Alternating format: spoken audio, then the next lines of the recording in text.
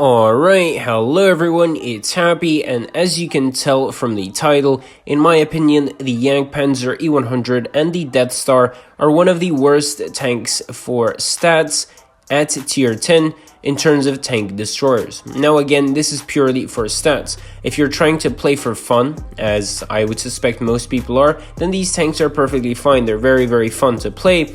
When you throw HEs, when you do high rolls, this is an extremely fun tank. But purely out of a statistics perspective, in my opinion, these tanks won't do so well. I'm going to explain why.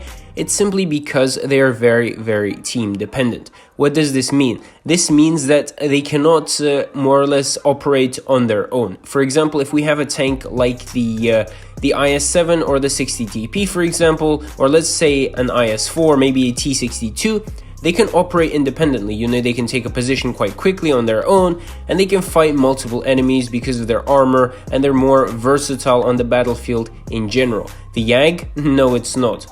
It doesn't have a specific role in every single map. It can't camp at the back of the map because it doesn't have great camo, but it can't really play at the front line because the armor sometimes isn't as great as you would want it to be, and the HP just isn't there.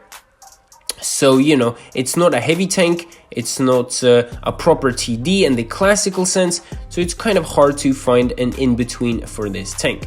However, I would say that the gun is a lot better than that on the Death Star.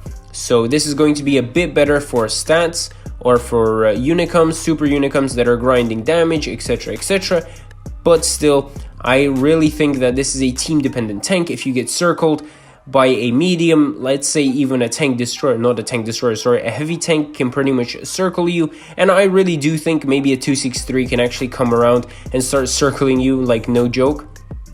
So, you know, if someone comes around behind you, you're kind of screwed. This is what I mean by team dependent. It really needs the team, and you can't really be wasting your DPM on, for example, someone who has like 50 HP, you know. You would necessarily want to kind of leave him for the other team. For your team, obviously, but overall, this is a very team-dependent tank, so it's just not going to be great for stats.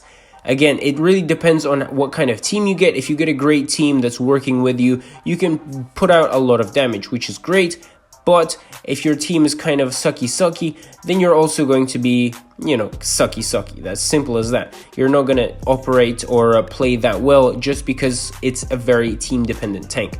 So it's not like it can go out, do something alone, you know, make a push, because again, it doesn't have the HP for that, it doesn't have the agility for that. Overall, the tank is just very team dependent. So that's my main reason. But other than that, if you're in a platoon, this is a hell of fun. You can blow tanks up really quickly, you can HE them, ammo rack them, do whatever.